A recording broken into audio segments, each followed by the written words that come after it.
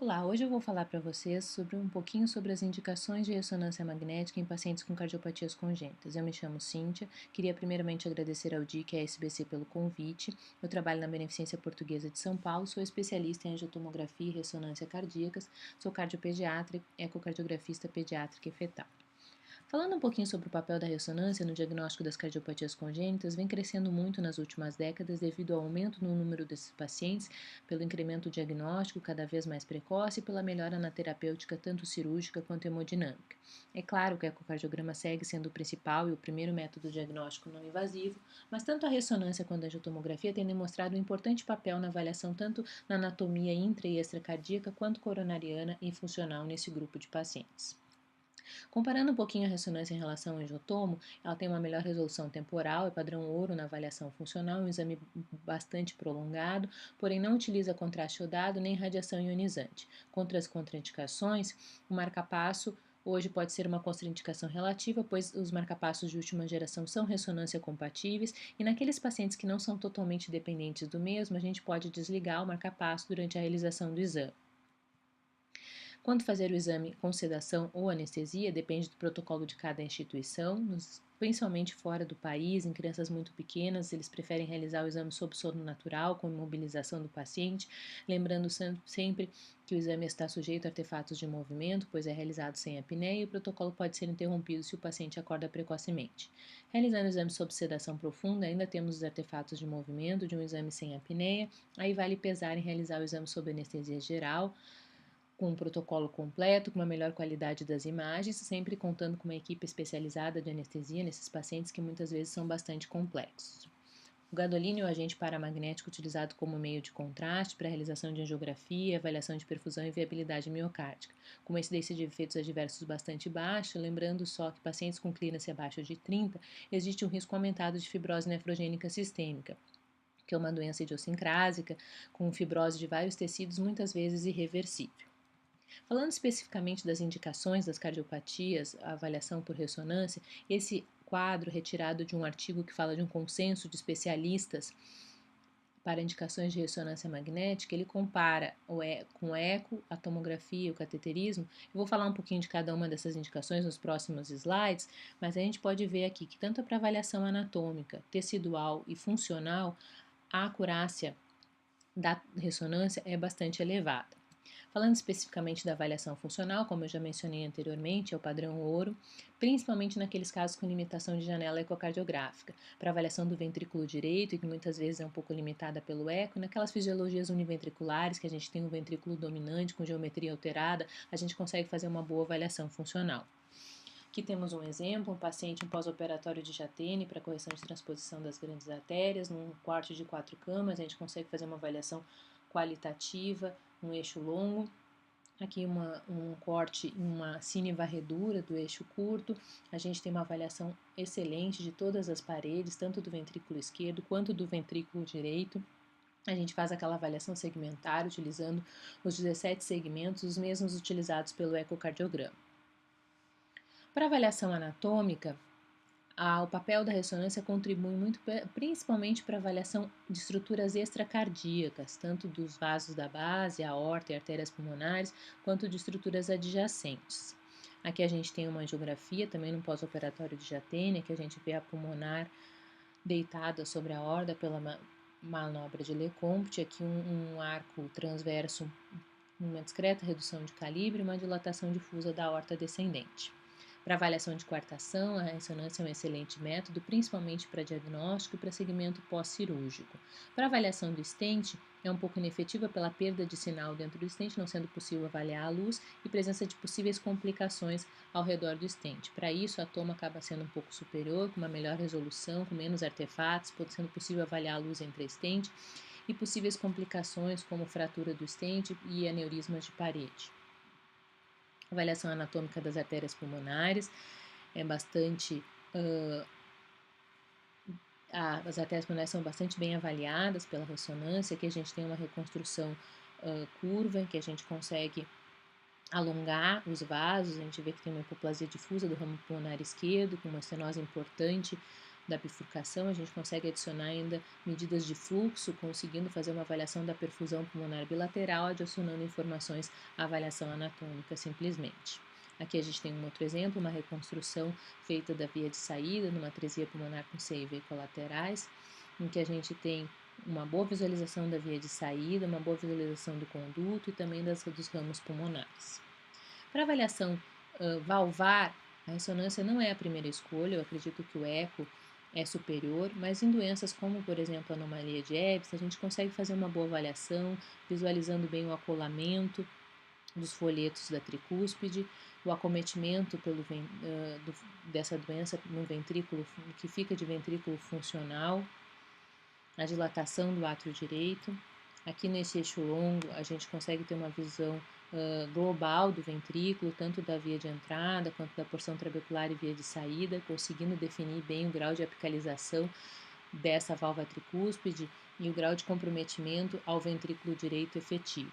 Não existe um consenso na literatura quanto às medidas que devem ser feitas, mas a gente utiliza na prática diária várias medidas de volumes, tanto do átrio direito quanto da porção atrializada, do ventrículo direito funcional, comparando as medidas do ventrículo esquerdo. Existem alguns índices que podem ser utilizados para a gente tentar graduar a gravidade dessa doença, que apresenta um espectro muito amplo.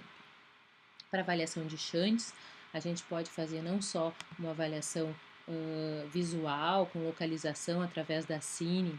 Aqui a gente tem uma comunicação entre o ventrículo esquerdo, próximo à via de saída, e o átrio direito, quanto ao direcionamento desse shunt, quanto também uma medida mais precisa de magnitude do shunt através de medidas de QPQS, que são utilizadas fazendo medidas dos fluxos na artéria pulmonar e aorta. A gente consegue estimar tanto shunts intracardíacos quanto extracardíacos, medidas bastante acuradas, sendo comparadas às medidas de hemodinâmica. E a tetralogia de Fallot? A tetralogia de Fallot, eu acredito que hoje é uma das principais indicações para pacientes com cardiopatias congênitas para realização de ressonância. Não para pré-operatório, que a gente acaba fazendo apenas alguns casos selecionados em que existe alguma dúvida anatômica de complicações associadas, mas principalmente para o segmento desses pacientes a longo prazo, para acompanhamento da insuficiência pulmonar, em que existe uma série de medidas que são realizadas pela ressonância, medidas de volumes, ventrículo direito, ventrículo esquerdo, indexados pela superfície corpórea, avaliação funcional, medidas de fração de regurgitação pulmonar, além da avaliação de lesões residuais e avaliação de fibrose miocárdica, cuja extensão está relacionada à intolerância ao exercício, disfunção segmentar e principalmente arritmias que muitas vezes são malignas nesse grupo de pacientes. A insuficiência pulmonar ela pode ser visualizada na cine. Aqui a gente já consegue fazer uma avaliação funcional, a gente vê que esse ventrículo direito está bastante dilatado, principalmente na sua via de saída, mais próxima à via de saída. Aqui nesse corte de eixo longo a gente consegue avaliar o grau de regurgitação pulmonar. A gente vê que ocupa toda a via de saída, atingindo o ápice do ventrículo. Existe uma série de determinações para decidir quais são os critérios exatos para o momento de troca da válvula pulmonar em pacientes assintomáticos. Não existe um consenso entre as diversas sociedades, mas gira em torno de algo o volume diastólico em torno de 150 ml por metro quadrado, o volume sistólico em torno de 80 ml por metro quadrado, seguindo de avaliação funcional, com regressão da função do ventrículo direito e também do ventrículo esquerdo, associado a alguns outros dados eletrocardiográficos. A medida de regurgitação pulmonar é feita através do fluxo de flow análises e ela é discreta se abaixo de 20%, moderada entre 20% a 40% e importante se superior a 40%. Um outro caso em que a ressonância pode ser utilizada como ferramenta seria para decidir quais são aqueles pacientes que são candidatos ao implante percutâneo da válvula pulmonar. Existe uma série de medidas a serem feitas, né? Esses pacientes devem apresentar um conduto valvado e para ver se ele se encaixa nos tamanhos de prótese, a gente pode realizar essas medidas através da ressonância. A cine, como eu já falei anteriormente, ajuda na avaliação funcional e na graduação. Esse paciente apresentava um conduto como correção de uma atresia pulmonar, a gente consegue ver que o ventrículo já apresenta uma disfunção sistólica, com uma regurgitação bastante significativa. Aqui a gente consegue ver também no eixo longo, a regurgitação pulmonar.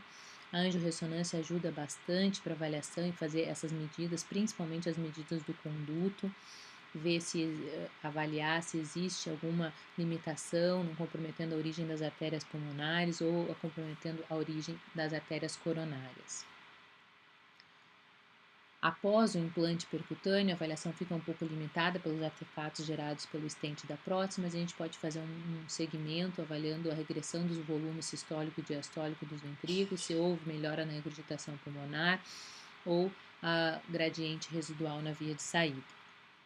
No caso de cardiopatias mais complexas, a gente pode fazer uma avaliação anatômica completa, seguindo também de análise com dados hemodinâmicos e avaliação funcional e também de anomalias extracardíacas.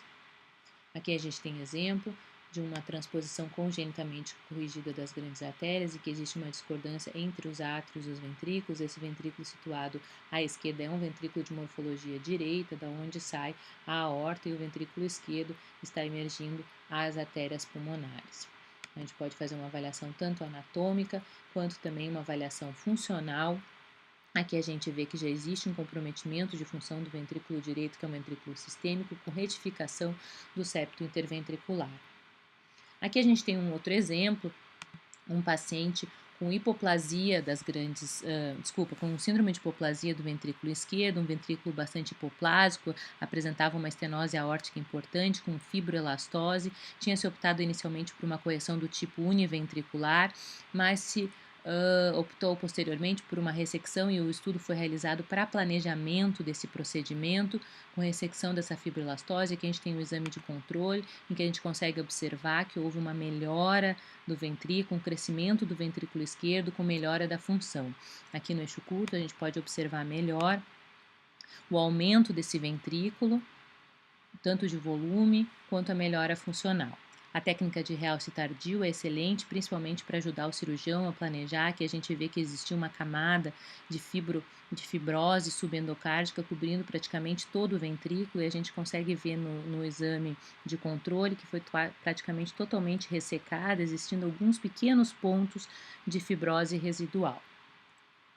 Quando a gente fala de cardiopatias complexas, a gente sempre deve lembrar daqueles pacientes que seguem a fisiologia univentricular, aqueles protocolos que vão fazer correções paliativas do tipo Glenn-Fontan. A ressonância tem um papel bem importante nesse tipo de paciente, tanto na avaliação pré-operatória, avaliação da anatomia e funcional, mas principalmente no segmento cirúrgico, em que tanto no Glenn quanto no Fontan a gente vai fazer a avaliação do calibre dessas conexões, da perviedade delas, com follow-up seriado de função ventricular no caso dos pacientes de Fontan. Aqui a gente tem um exemplo, um paciente com uma atresia tricúspide, em que a gente tinha um ventrículo esquerdo já com uma disfunção importante. Aqui a gente vê a atresia da válvula tricúspide, o ventrículo direito hipoplásico. A gente tem o conduto de Fontan aqui, que a gente não consegue avaliar adequadamente a luz desse conduto. Parece que existe uma imagem que pode ser compatível com um trombo, aqui obstruído praticamente totalmente a veia cava inferior e a porção proximal do conduto. Aqui no eixo curto a gente vê a disfunção importante do ventrículo principal. Aqui nessa corte, que é um coronal, a gente vê já que existe praticamente uma obstrução total da cava, que é confirmada na angiografia. Existe um trombo praticamente ocluindo totalmente a luz do conduto e da veia cava inferior. Bom, era isso que eu tinha para falar para vocês. Eu agradeço a atenção. Espero ter passado um pouquinho de informações sobre as principais indicações do uso da ressonância para avaliação de cardiopatias congênitas. Muito obrigada.